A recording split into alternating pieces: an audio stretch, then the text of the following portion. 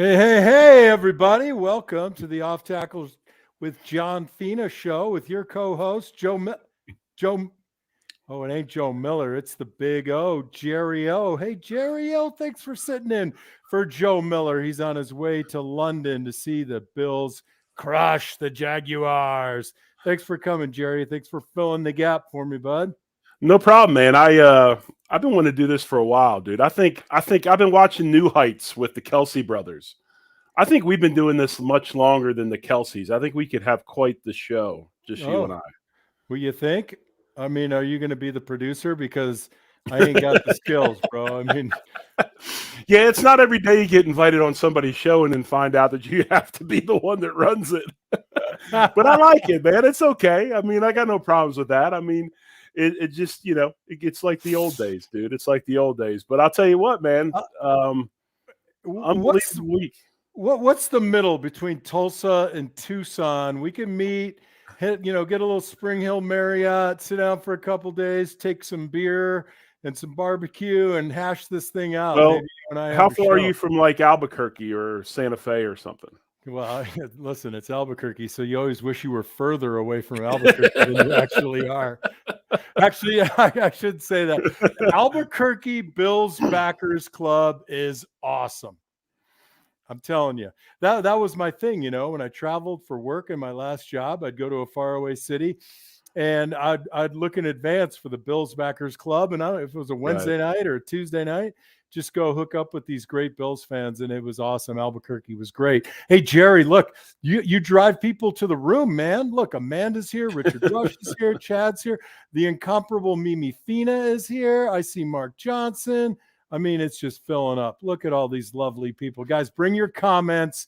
We want to hear some funny crap about all the BS the Dolphins were talking. Get your takes on it. Super chat is always available as long as Jerry knows how to bring it up. I don't. But yeah, man, let's investigate. Maybe we get a little side hustle going and bring our view of who knows what. Cooking, barbecue, football. Just don't say hockey, bro. Don't say hockey. Well, I can talk hockey all day long. You know this. You're gonna have to You do know, that without me. we played a lot of. I played a lot of street hockey as a kid up outside of Philadelphia. But no, Mimi Fina, she's kind of like our own. She's like our own Taylor Swift almost. I'm You telling know, you, man. She she's she a is star. rocking it. Yeah, it's like I get her on the phone, kind of do our weekly checkup. How's it going? And she's all over the NFL. I mean, beyond the beyond, college too. She's, maybe she's a guest on the Line to Gain. You never know. I actually think we'll get that done. Sarah and I actually spoke about that a little bit. Getting Mimi on. I know Sarah and Mimi got to meet up in Buffalo not too long ago. But I'll tell you what, I will say this: Mimi's probably 9 million times better than half of these honks that are on national television right now with some of the stuff that they come up with. I'm going to talk about Rodney Harrison from last night before we get into the game. And I know everybody wants to talk about the game. Again, if you have your comments, I see Jessica, of course, Bill Hogan in the house. If you guys got comments, put them up there. But we'll talk about the Miami game at depth. But what Rodney did last night, and the thing is, and John knows this, and this is what, if you played against Rodney, it does not shock you that he would do what he did last night. I didn't see it. Jerry, you do this way better than me. And when I say way better, I say horrible, because you've always dialed into this crap. Right. And I'm like, I'm like the three blind mice when it comes to those people. So Well, it's funny because what I happened? For me. I always saw myself as a fan just as much as a player. I mean, I love NFL football. I love football in general. But no, Rodney last night tried to get Chris Jones from the Kansas City Chiefs to basically co-sign his comment that Wilson, the quarterback for the Jets, was trash, and he used the term trash, and it's become a huge.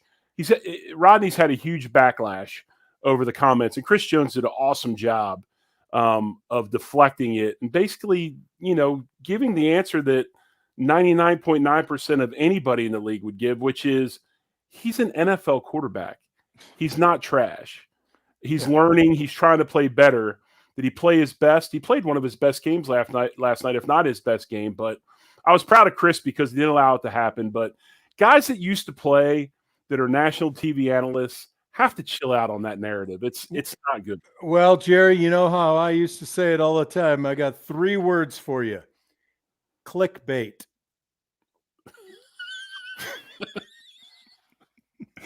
And by the way, we probably should have a subtitle over the comments of inside jokes and stuff, because most. But go ahead. Yeah, dude, I don't know. I mean, that's why I never really got into player bashing, because, well, let's take the instance of Zach Wilson, right? It's right there in front of us. How many quarterbacks have left a situation where they were a first-round pick or second-round pick or heir apparent or whatever the hell it was, and they did not do well there? They get trashed, they get dragged, they end up leaving, they go to another team, it's a better fit, and the guy ends up becoming, a steady, strong player in the NFL. And you're right. I mean, you're at the level where you're taking snaps on the biggest stage in America with the best sport in America, and having somebody drag you for being trash. And I'll tell you, a couple of those throws he made last night, nobody in the comments section or on camera right now can make those throws.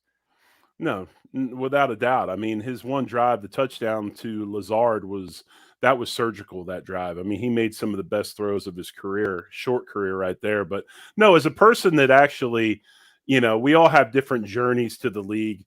Mine obviously was much more interesting than most. But when you get cut 3 times, you tend not to refer to people in the league as trash. Believe me. Right. Well, and I had a different route, and I still got dragged. I mean, that's just the way. If you don't get dragged, then you probably, obviously you're not playing, because like I tell everybody all the time, until you wake up on a Monday morning and your picture's on the front page of the sports page with 4 of your other buddies, you just don't know what living's all about. That's right, baby. And no one can see it coming. It always blindsides, right? Zach Wilson last night, he had great vision on a drive, and maybe that's the beginning. And speaking of vision, Jerry O, this would be a fantastic opportunity for you to play our sponsor in Fichte, Endel, and Elmer Eye Care, who has graciously supported not just this show, but all the shows on the Buffalo Rumblings Network. If you don't mind, let's hear it. Picture this: crystal clear vision without the hassle of glasses or contacts. Imagine watching Josh Allen's game-changing touchdowns with absolute clarity. At Fichte, Endel, and Elmer Eye Care, we can make that a reality. Now, in a matter of seconds with Zeiss Smile technology, you can see clearly and get back to doing the things you love as soon as the next day. Visit us online at Fichte.com and take our free self-test to see if you're eligible and schedule an evaluation. At Fichte, Endel, and Elmer Eye Care, we are focused on you. Go Bills. Yeah, I love the end of that when Spence just goes, "Go Bills." It's so sweet. Hey, you know what? I want to dovetail on that, because I was in ophthalmology for a couple and a half years in my last job, and I'll tell you, that Zeiss system is legit. So if you have eye care needs, head on over to Fichte, Endel, and Elmer Eye Care. Get checked out. Go online, find out what it's all about. You know what? You can't believe the numbers. Even the NFL is tackling eyesight issues. Take care of your eyes. Take care of your body. Take care of your eyes. Go see Fichte, Endel, and Elmer. And as a person that has, was not in the eye care industry, but likes to hunt and fish, Zeiss is a world leader in optics, in scopes, and also binoculars. So absolutely, there you have it. And if anybody would like to send me a pair of Zeiss binoculars, I will receive them graciously. Exactly. So Jerry, you're not totally familiar with the format that Joe and I usually run. We kind of talked about it earlier today. It's loosey-goosey. We typically start with, thoughts on the game. If you can keep your excitement down and just not scream at me. I mean, come on. So let's go. Why don't I'd like to hear your insight. What are your thoughts on the game?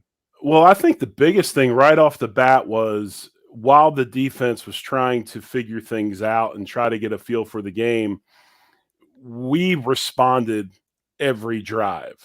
We put 3 touchdowns up on the board. They put 2. The first 5 drives of the games were touchdowns. I texted you and was like, hey, man, were you on the team when the last time they played the 49ers and they did not punt that just unbelievable game in San Francisco that the Bills won? And you were a rookie, you said, and it reminded me of that, a game that I'd heard so much about. But no, I mean, just the fact that they stayed in it, there was no panic. The players were locked in, and you could see that they had a big time trust in the game plan in all facets of the game, offense, defense, special teams, because it's kind of, it's kind of Miami style, right? They almost hit you with like this. They try to just bull you and on rush you with so much early to see if you can handle it. We took the punch and we were still standing. And I think that was huge for Buffalo. I think that was a huge statement that they made right off the bat in that game. I like your take on it. I really do. I think they looked calm, cool, and collected. The offense looked very smart. The defense, even in the 2 touchdowns, they didn't look bad. Nothing was glaring like, oh God, like, as a fan sitting in your living room, that feeling growing up in your belly and you're like, oh crap, things are going to devolve here. There was always this feeling that we have a good game plan. Right now, it's just, the 2 fighters standing in the ring, trading blows, and who's going to miss the first blow. And I'll add, when people ask me, what are the keys to the game? I say the same thing every damn time. Start fast, score first, or match their score and just go toe to toe, match scores until somebody gives. Somebody always gives. And, people will say, well, Miami was missing, their linebacker, their tackle goes down.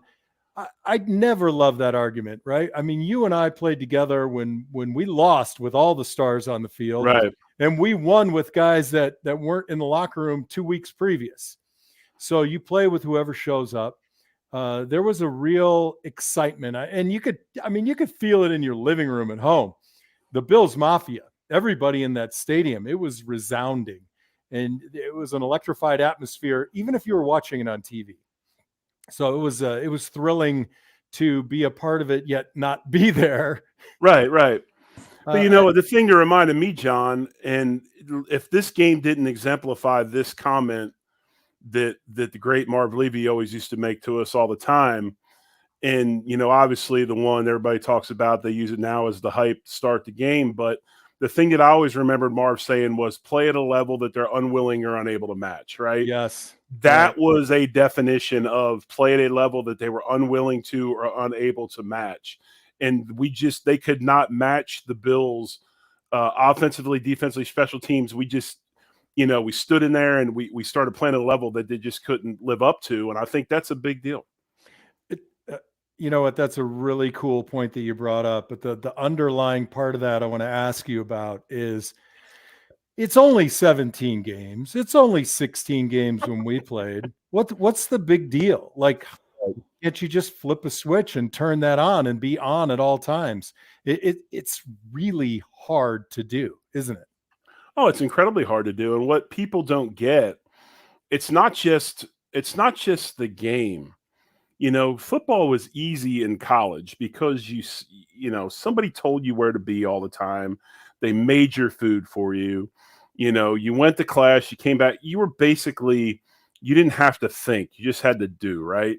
Well, now when you come to NFL football, when I'm at home, I'm dealing with sick kids, a broken down car, my air conditioning went out, my furnace isn't working, my mom, there's just so much outside of the game that you have to deal with. And to think that a human being is just going to be at the top of his game every week is naive. And I think, John, that's where and you'll hear Mitch Morris use this term a million times, and I appreciate Mitch Morris so much, but he uses the term professionalism, right?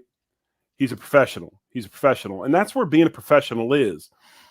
It's being able to concentrate on your job when you've got other things going on in your life. Maybe it's injury, maybe it's something with your family. And, this is something I think this Bills team, as Josh gets older, a lot of the guys that they rely on are getting older and more experienced and those types of things. I think you saw that this weekend. I mean, everything's not going to go right. Poyer didn't play.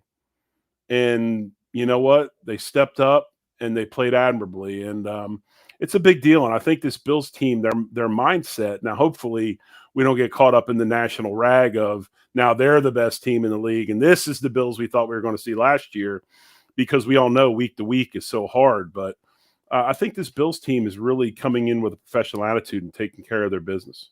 Let me ask you this, because this is the part of the show that I forgot, because Joe usually runs it and he's probably got some agenda up on the wall. I don't roll that way. Things come into my head, so I just say them. Right.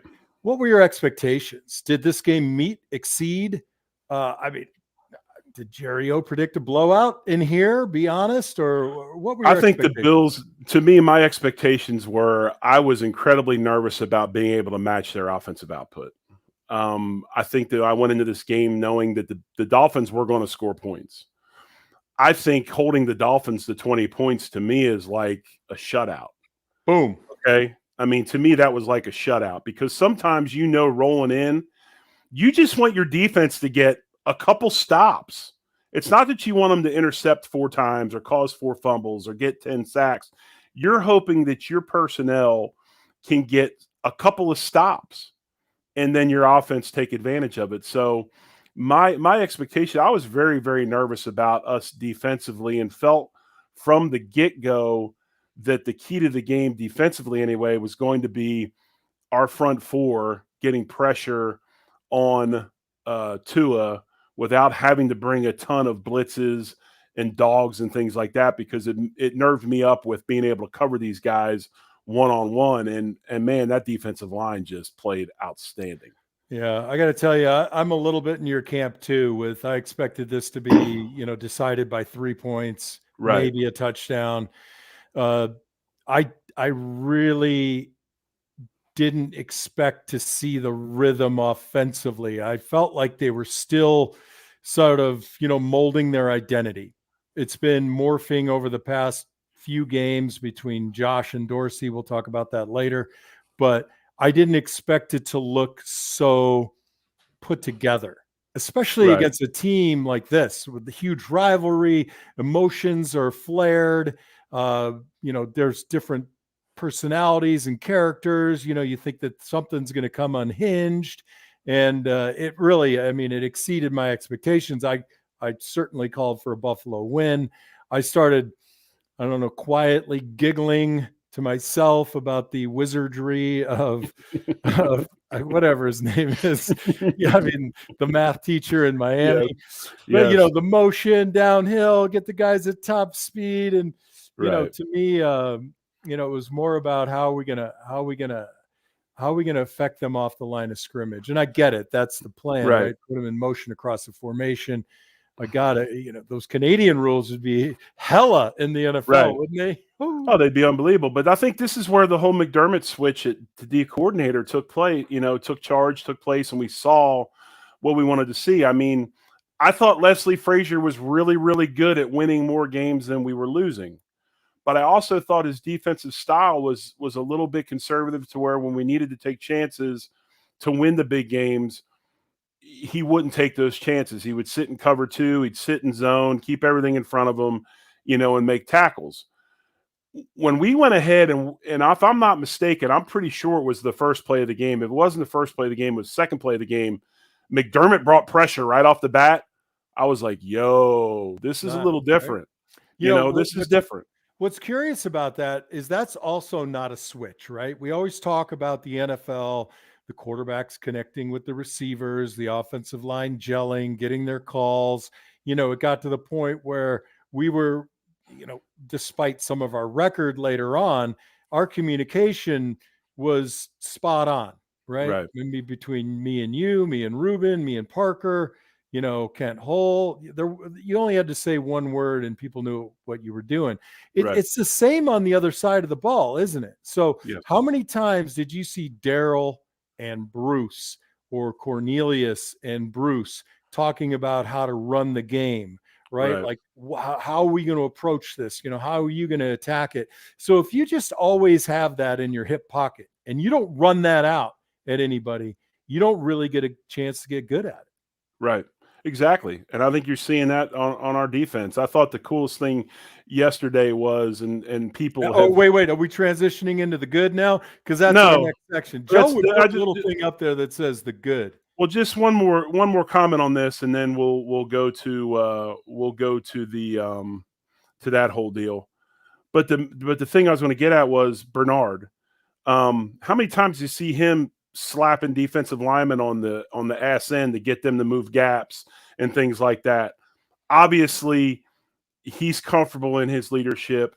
He understands what's going on, and that's the type of stuff to do. So, anyway, John, you asked me. Whoa. Yeah. There you go. Oh, Banner Jerry. Wait, let me ask you this. How cool Okay. was it to Yes. see Bernard disappear this week in a good way? Yes. Yeah. Right? Yeah. I mean, Yeah. just when your name isn't being thrown around for, gymnastic interceptions and, thundering hits, but you're also not getting called out. Your defense is performing well. You're a silent assassin, right? I mean, Right. I would, and there's this heightened awareness, right? You're looking for, is he making the right drop? Is he in the right coverage? Right. So that was really refreshing. Not exposed, doesn't have to be flashy. Well, it's funny, and I just use the example of Carolina because that's obviously where McDermott last called defense. But you got Bernard, who's more of your true blue middle linebacker, and then you've got Luke Kuechly in our other linebacker Milano. And it's just funny seeing the style and how these guys are playing now, and why it was obvious after 4 weeks that a guy like Edmonds, who could play, was expendable because he did not fit with what McDermott does.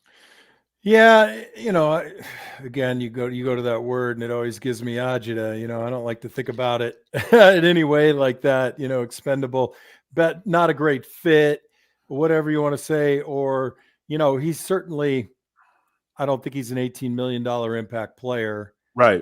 That was my point. Yeah, I know. That was my point. Yeah. So, all right, let's go to the good, Johnny. Good, Jared. We'll take turns. You go first.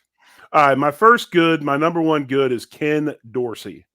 I think Dorsey's done an unbelievable job of a couple things.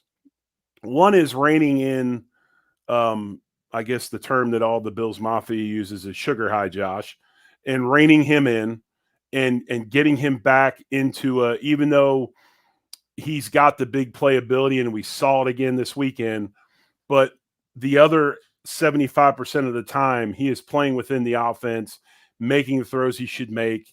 And I shouldn't even say system quarterback. I guess I'll just say playing within the game plan. And I think that's huge. And the other thing with Dorsey is, and you said it the other day, 2.8 is a great number. 2.8 is a great number. When you're an offensive lineman, 2.8 is wonderful. And 2.8 is 2.8 yards per carry. Now, obviously, the Bills had more than that, but it's amazing what happens to blocking schemes. And it's amazing what happens with offensive linemen when a coordinator will call the run and keep the defensive line honest. And I think that Dorsey's done a tremendous job as well as taking this offense and seeing the deficiencies in and everybody's got a deficiency. We all did. You did, I did. But seeing those with his 5 guys up front and changing things to help them so that they can be successful. And I think Dorsey's play calling and what he's been doing offensive-wise has become much more offensive line friendly over the last 3 weeks. And then the other thing is this. I don't always agree with Romo. I think he's got great insight. I thought one of the things he said during the game was dead on. Kincaid has kind of taken the role of Beasley. He's the guy that is going to be there to get the ball out to 5, 6, 7, 8 yards. He can bust a play. And the other thing with Kincaid is he's a much better blocker than I thought he would be this early in his career. So my number one good is Dorsey and that offense and what he's doing to it. Yeah, you know what? I love that idea, taking over kind of that Beasley role, but what you add is a much bigger target. Yes. And I think when you have 2 tight ends that can run the seam like we do, and guys that have the ability to stop and ditch defenders, make quick adjustments in their routes, I like that. We've been talking about, I'm sure, and you have on your show all the time, is exposing the middle of the field. I'm going to go into a little bit of a different good. I love the running back rotation we got. They're all very different runners, but enormously productive. I love this this like kind of mentorship kind of thing that probably exists, that I hope that exists. Cook is a second year guy, and then Harris and Murray being a little bit over and a little bit older and kind of guiding him, and although different skill sets, I look at James Cook and I think to myself, he looks settled, right? Yes. He looks patient, and he's got that really cool burst off of whether it's either a jump cut or he's just patiently waiting to see, which way the offensive lineman's ass is going to point. Right. He's a true. It points left, you go right. It points left. He's turned into a true blue zone runner, John. Yeah, and it's really nice to see. Of course, he can't do that. We both will agree on this one. The offensive line is playing well. Yes, very well. All eyes across the board. Curiously, in the beginning, we had issues with the tackles a little bit, being maybe Spencer Brown just not sticking to technique, maybe Dion taking it easy in the preseason, but what's really turned around is technique is solid. Spencer's squaring that right hip, and the inside three look terrific. From Torrance to McGovern to freaking Morse. It's just a pleasure to see. So next to the good, you went across on the O coordinator side, and what I'll say to this is, thank God, because Twitter Bills Mafia dragging Dorsey every third tweet is exhausting. Yes. So I like seeing that let up a little bit. But on the defensive side of the ball, what do you got? Well, I think right off the bat, not only Ed Oliver, but that entire defensive line, and we don't even. Von Miller's not even back yet. He's coming back this week, right? I think the sign. This is, and Bean got a lot of grief this offseason with some of the stuff he's done. He also gets a lot of grief in the draft. But you want to talk about an unbelievable draft? He's got 2 starters in his first 2 picks. That's a big deal. Obviously Kincaid and Osiris Torrance, but he signs back Ed Oliver, a guy that was much maligned in Frazier's defense. But if you look at this defensive line, you look at Groot, you look at everyone across the board, especially Ed. Ed's a superior athlete inside. Is he the biggest defensive tackle? No. But he's incredibly quick. He's incredibly athletic. And it seems like McDermott has freed up the defensive line. They're not so worried about trying to hold 2 blockers. They're not so worried about sitting in gaps. He's got them getting upfield. He's got them making plays behind the line of scrimmage. Ed's been amazing. Like last week before the Miami game when we played Washington, actually saw him rush the quarterback in 3rd down from a 2-point stance. And I think that's the biggest thing. He puts his players in positions to be successful based on what they got, right? And I think this defensive line is reaping the benefits from that. And the game they put on was just tremendous. Do you think Ed Oliver can really pull that off? And I agree with you, by the way, if there isn't a Daquan Jordan battle going on. The 2 of them have stepped up their game. I think Daquan is kind of leading that, but I think Jordan's stepping it up a little bit. And when you got the edge guys playing well, even Kingsley Jonathan was getting free out there. Right. So that all matters. Yes. They're getting Ed singled up inside. They're going to have to pick who they want to slide to. Obviously, I think a lot of teams have chosen to go to Floyd, because Floyd is still, even though he's up there in age, he's still an elite pass rusher, one of the best free agent signings that they've had. Yep. And that leaves guys singled up. And I think that, Jordan holding space, and that's why I thought it was really, really, really smart to sign him back and maybe even try to bring another guy in, a big guy. Obviously, Poona Ford has not seen the field yet. I don't know why, but he hasn't. But then the other thing was, then you got Groot. Groot had was Poona an insurance policy for Jordan Phillips' shoulder? Probably. a cheap insurance policy. Yeah. I would say that to be the case. It's a good call, John. There's nothing But wrong with having that no, guy not at all. on the bench, right? But I Ready think to the go. other thing is Rousseau has a sack from a 3 technique. Played inside, Right. which I've been Yeah. calling for a while. I think he's a mismatch inside with his length and his Yep. size and strength. And Hey, you'll I'll tell probably you, see more of that now with Von Miller coming back. and what I don't like, and I love that you're calling out that 3 technique, long arm the guards if you got the chance, and if you got the burst, the first step. I think that's a great play. What's always bothered me about him is I don't think at his young age he really plays, with enough lead in his ass yet. And I Right. don't like seeing him in a 7 or even a 6 in a 2-point stance. I just don't think that he yet has the burst that he can get, the camel moving quick enough, But exactly. here's my good. I think, minus there, and look, they're going to get theirs. Every NFL team is going to get theirs. I thought that our corners played really well. Yeah. I thought that our secondary, particularly the corners, whether they were press man, occasional press bail with, 2 high safeties in the back and 2 very competent linebackers just defining the middle space. I thought the corners did great. No, I think the corners played incredibly well, and the panic set in a little bit when Bernard went down with the shoulder, but he showed back up. Not Bernard. Benford. Benford, excuse me. Too many B's for my mind. When Benford showed back up and played late after he went out with the shoulder injury, that was awesome to see. And it's obvious that, and I think it was my man number 10. What's my man's name for Khalil? The quickie. Hill, right? The cheetah. Yeah, the cheetah. He made the comment after the game that they basically played man underneath and a 2 shell behind it and said, "Okay, corners, get aggressive." And it's amazing what happens, especially with smaller, quicker receivers, when you got physical corners that can put hands on people. It's amazing how things all of a sudden happen. And then you look at Tua's numbers this past game. I saw something today. I think he threw to the first read 85% plus of the time yesterday. So obviously it was that or have to go because of pressure.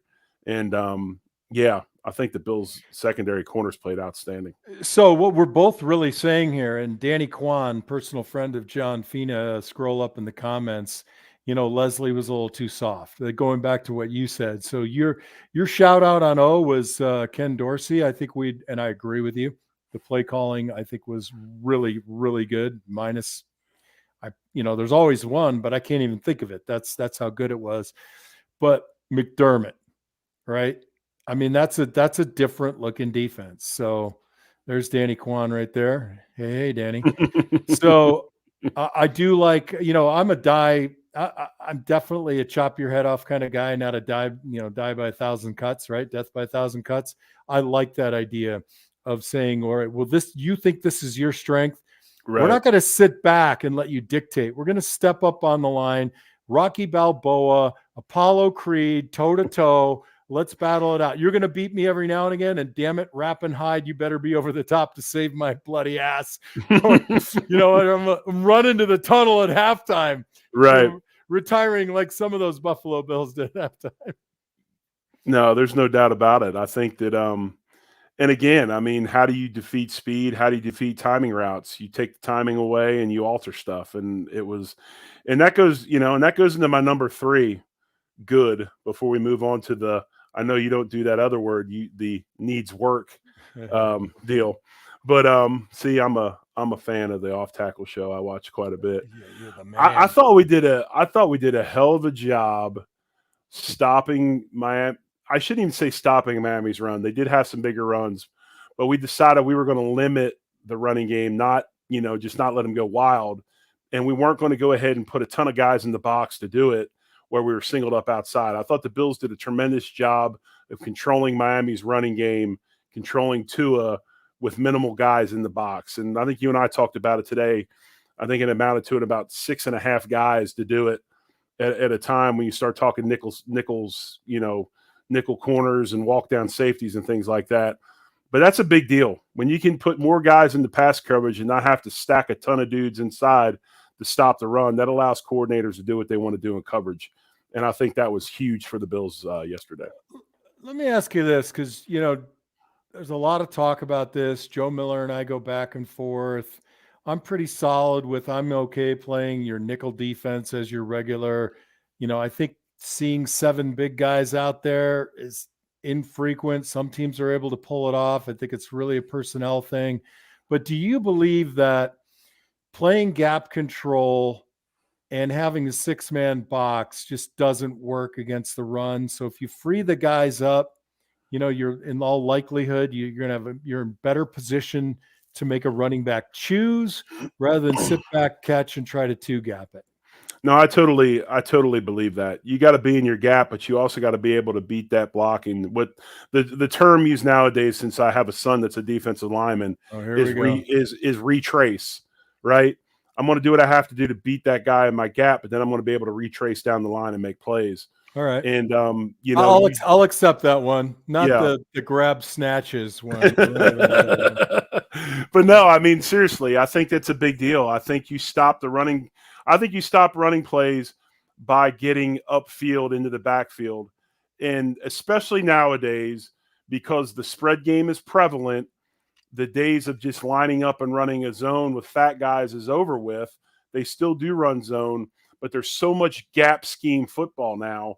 You've got to be – how do you defeat gap schemes? Well, the down block's coming. You got to be able to get upfield and beat that down block, right? Yep. No question about it. That's why you need to free your guys up. And I think that's why Ed Twitchy. I think that's how Ed's having such a huge season. Mm-hmm. He's freed up to get upfield and go make tackles for loss. And, defensive linemen, that's what they want to do. They don't want to have to sit there and read guys and hold gaps and grab this dude. And the only thing worse than playing D-line is being a linebacker. I have to watch what I say, because for the longest time I've always said being an offensive lineman, we always, not the smart guys play O-line, right? Well, I've got a 3-7 that's in finance that plays D-line now, so I can't say that anymore. So, that's right, man. Hey, your 3-7 and my 3-7 at UCLA are battling for the GPA award. That's right. Speaking of our kids, of course, you never want to see it happen, but last Friday night, the starting right tackle at South Point Catholic High School came out with a shoulder injury. Looks like he's down probably for a couple games. Who's getting the start?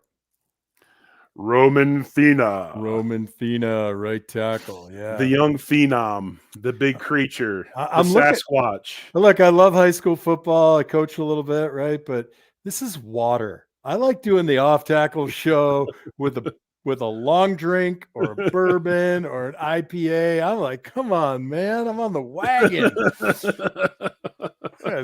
Either switch up the show night. I can't leave here. Go to the Catholic high school. Well, I probably get away with it at the Catholic high school, having a little bit of alcohol coming off. Yes. No, but I ain't doing it. Hey, all right, let's do this since needs work. Let's go to the work. The work. And I won't even say it needs work. Work is the term we use for the other term that you don't care for, the B word that's 3 letters, the bad. Yeah. But right off the bat, John, I think you and I's bad is the same as everybody else's bad in the Bills Mafia, and that's Trey White and his Achilles injury and that he's out for the year. Damn. Honestly, every time I think about it, I fortunately, and I think you too. Well, you did break your cankle once or something, but no, I broke my tibial plateau. Oh, did you sell those screws now? Don't you? You could probably put your. I used to. Yes. Right. Hey, so I never had to come back from an injury like that, but holy Moses! I mean, for a guy coming back off an ACL, and then to come back and have an Achilles injury, my heart just breaks for him. Yeah. And I don't know, man. I feel terrible for him. I really do. And have you ever seen a Achilles surgery? Yeah, I've been in them. I usually do a couple a week. They're awesome, right? It's like the coolest. It's the coolest thing. It's like that old, it's like that old thing, frayed rope. I mean, that's basically what it is. It's just a violent, a violent injury at this huge tendon that has, you have 2 frayed ends, and you try to clean them up and bring them back together. And yeah, they still lacing them up, hitching them up sequentially. Yep, they stitch them up, and in the case of Smith and Nephew, we throw a little biologic in there, little collagen patch that helps grow tendon, and next thing you know, they're good as new. Nice, I love it. Yep. All right, the work. Yeah, the bad, the work. We have to say the bad for Trey White. I'm going to start with, it didn't particularly matter in this game, but Khalil Shakir, you're a second-year guy now. That catch in this game doesn't mean anything, right? But the throw was magnificent, right? This guy makes throws that if he's going to put the effort in, the skill, the vision, the Fichte, Endel, and Elmer eye care vision on that throw. That was legendary, by the way. Thank you. Catch the ball. Yeah. Oof. And again, what it does, and John, what it does is that catch gives Allen confidence to throw you the ball again. Mm-hmm. Now it's going to be a minute. Now it's going to be a minute for him to try to fit the ball into you. Yeah, he won't say that to your face. Oh, no. He ain't going to say it to you. Yeah, and it didn't matter in this game, right? But it matters. It matters just as much as missing a block matters, right? You don't get that many opportunities. The ball doesn't get thrown to you that often. Right. Catch the ball. What else needs work, Jerry? I mean, we're not watching the film, but you can always tighten up stuff. Well, we talked a little about safety play and then tie that in with the health of our defensive secondary all together. Maybe a little bit more downhill from our safeties. We talked about that a little bit. Get involved a little bit more. But and I only think that in a game of this magnitude against receivers who are statement type receivers, right. Waddle makes a catch and he does his little penguin thing, right? Irks me. And I don't think Tyreek has a celebration I don't like, but I just don't like him because he plays for the Dolphins now. But man, come downhill and what would we used to say? Lay the wood on those guys. Yes. Right? Lay the wood. Yes. Just wood.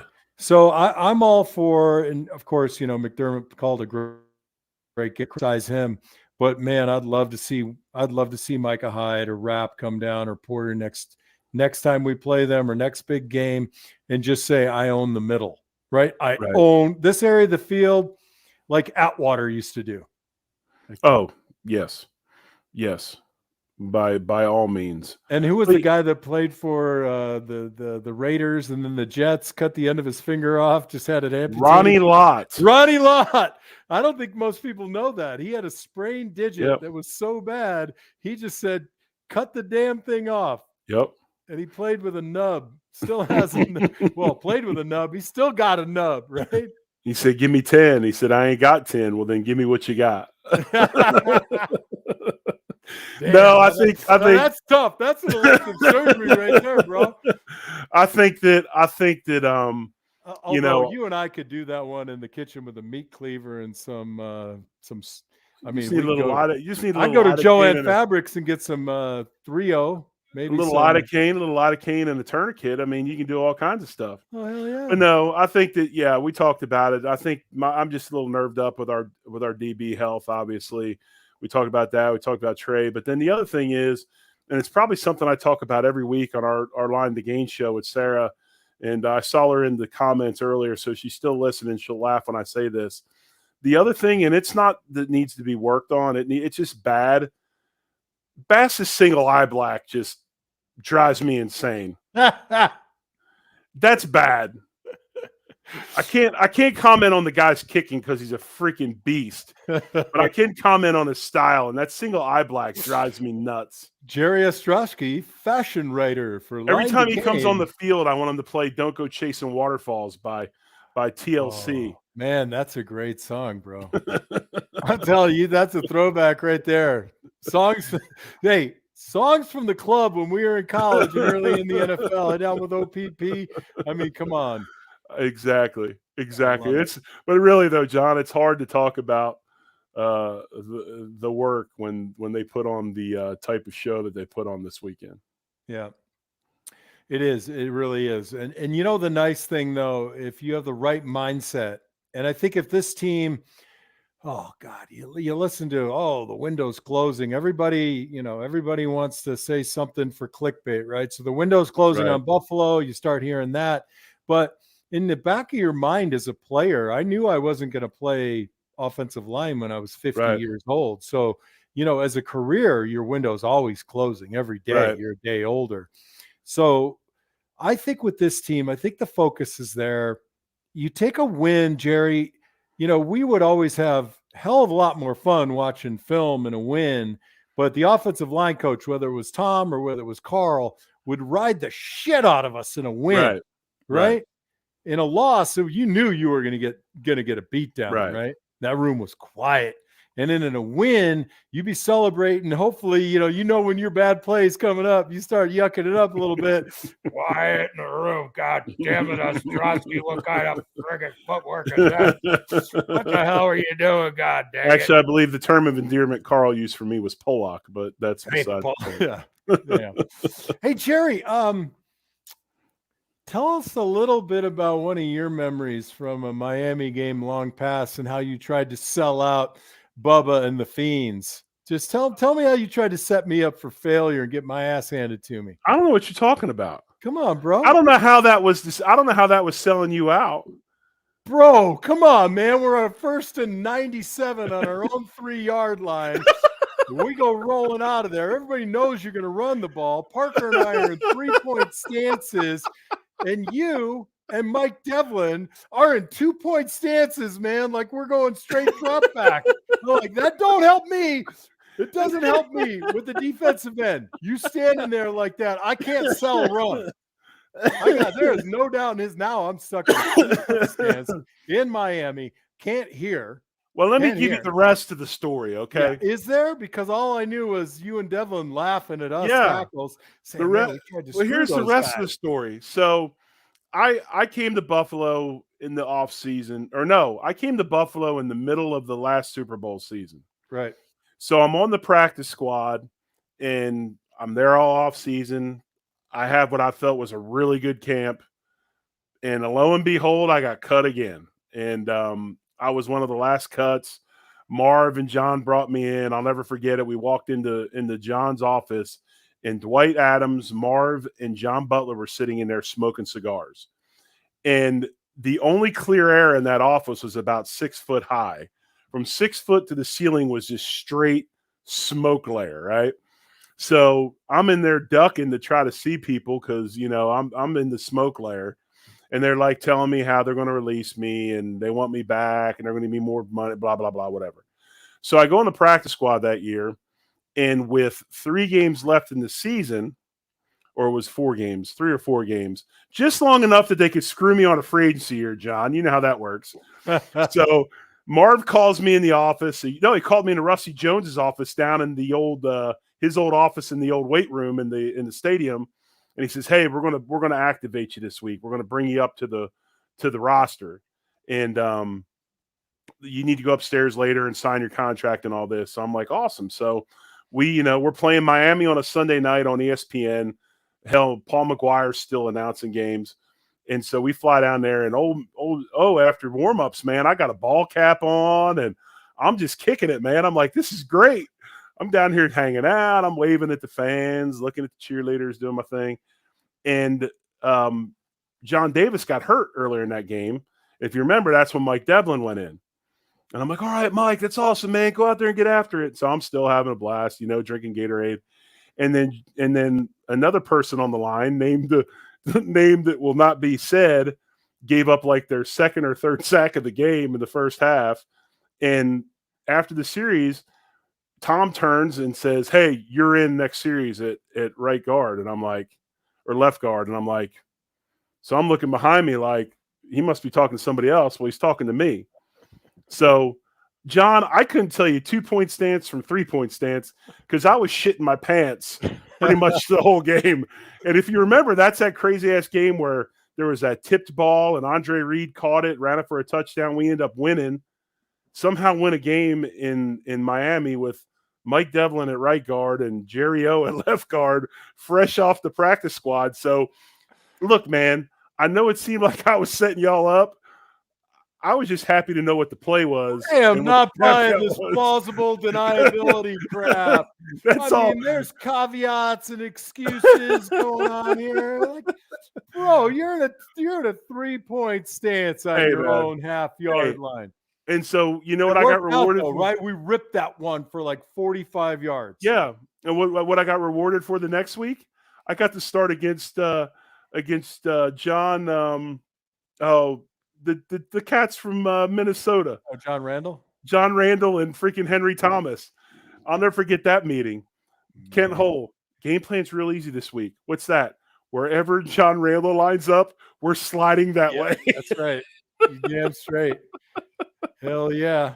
Practice took like 13 minutes of practice because we were done our plays in about 3 seconds because all you did was slide.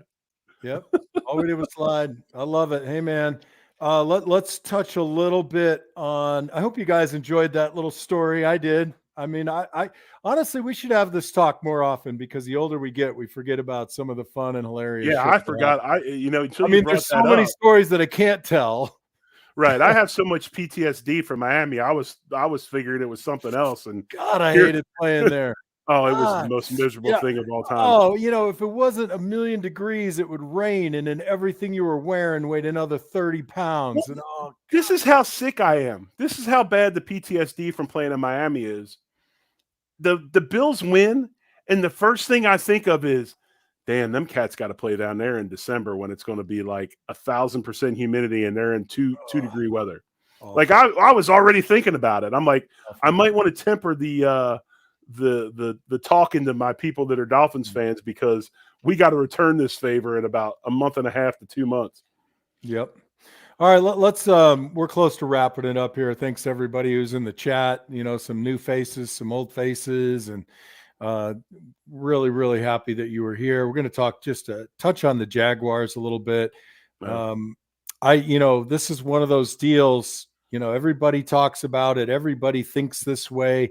Your perspective, you just came off beating your rival soundly in every phase of the game, and you're 3-1. You're putting a very horrible performance in week 1 in the rearview mirror, and you're staring down a 2-2 team. Yep. Is it legend or is it real that players, look past or take it lightly? Because I am of the opinion that is just BS. And I always felt like the guy across from me every week, I don't care if they were, 1-10 or 10-1, he's trying to earn a living too. And if I didn't believe that Jacksonville was good enough, I sure as shit knew that Tony Brackens wanted to get a paycheck next year. Mm-hmm. No, I agree with you 100%. I think that, first of all, I'm pissed because the Jaguars get to stay over there all week and we got to fly over. I mean, once again, the old Buffalo Bills get the old, the fagu because, we got to go over there and play a team that's been hanging out all week for the last 2 weeks. But no, I mean, I think that it goes back to what we talked about at the beginning of the show, right, John? Just how hard it is to physically and mentally be at your best every week. And no, it's not, it's not the old Karl Mock that he used to, bitch at us about all the time when he used to make the comments, you can't handle prosperity, Pollock. You can't handle prosperity. Well, no, I can handle prosperity, Carl. I just can't handle you screaming at me every 5 seconds. But, it's a simple fact that, again, you're pros. You'll be ready to play. You just hope that, it all clicks and you're able to execute like you did the week before. Yeah, I agree with you, Jerry. Are there any matchups in this game that you want to call out, or do you see it like I see it, that against this team, Jacksonville, what we need to do is what I always say around my house, Mott's, more of the same. Yeah. We don't need to pretend that we have to come up with the double, triple, reverse pass, triple Lindy thing. The talent is available to us. Now, I'll go on record and I'll take a tongue lashing. We don't have the best receiving core in the league by a stretch. But what we have are guys that play what they do, and they do it really damn well. Right. So stay within the game. Any I think matchups, any recs that you go with? Well, I think a big thing is going to be, I do think that, first of all, I think that Trevor Lawrence gets better and better as the weeks go on because he's finally being coached properly. I've got a ton of respect for Doug Pederson. I think he's a hell of a coach. He's won a Super Bowl, played in the league a long time, and he's going to do wonders for Lawrence's career. So, I worry about him getting heated up. I worry about Calvin Ridley, obviously Christian Kirk, Zay Jones. They've got some receivers. And if we're not, again, we're trying to come off of a game that was extremely physical in our defensive secondary. Does Poyer come back this week? Is Bedford healthy, or is he going to have a lingering shoulder issue? If we have to play Elam, is he rusty? So I worry a little bit about their receiving core and our defensive secondary just off the fact of the type of game we were coming off of. So I think our D-line obviously is fine. It's tremendously deep. Our linebacker core maybe isn't super deep, but the guys that are playing seem to be healthy, not banged up. And offensively with the Bills, I think that it goes back to the old K-gun days where you're not going to change the core of what you do. You just hope that there's a couple wrinkles or you see a few things that the Jaguars do that you can add a couple new plays or a couple new routes that will expose them. Because I think they misconstrue NFL football, where I think in the college game, it's so scheme-oriented, right? Our system. And I think Dion said it last week best, and I think he said, I'm trying to get my offense coordinator to understand. I want him to call the game like an NFL game. I want our best players to get the ball most of the time. Mm-hmm. And that's kind of how this is in the NFL. You look at matchups and how they all come to be. This is a game where I don't think the Bills change what they're doing. I think what they're doing is tremendous. Maybe a few more wrinkles. I'm really, really looking forward to that game that Kincaid really breaks out because I think he's close. And I think he's learning every week, getting more and more comfortable with guys on him, putting hands on him. I'm really excited to see that breakout game from him. But no, I don't think you change a whole bunch. You just go about your business.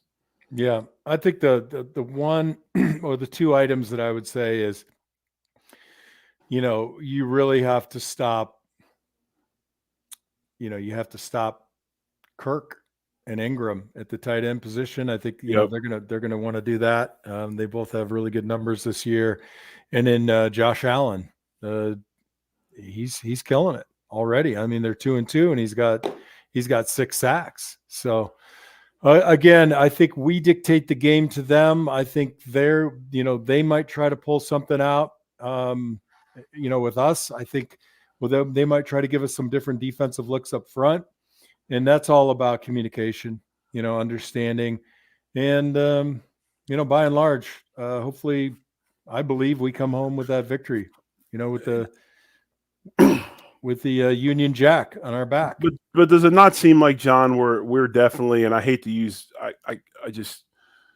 and I know you're in sales, so you probably hear it, but when you're in sales in the sports medicine world, the amount of sports cliches that the big bosses use to try to describe things in the world of sales drives me insane.